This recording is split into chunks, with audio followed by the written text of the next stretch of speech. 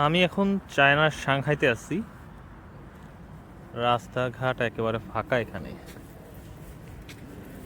এটা কি ecology?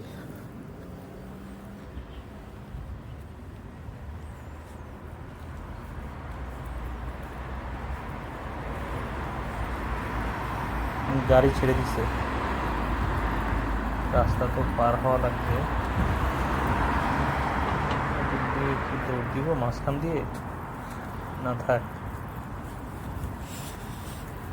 Zebra crossing আছে, এদিক দিয়ে পারবি।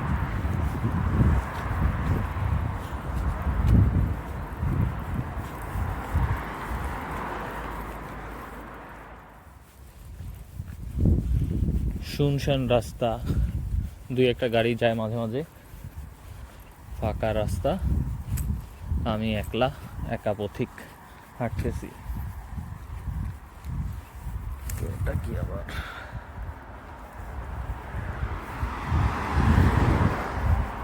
অনেক হাঁটাহাঁটি হয়েছে, হোটেলে চলে যাই।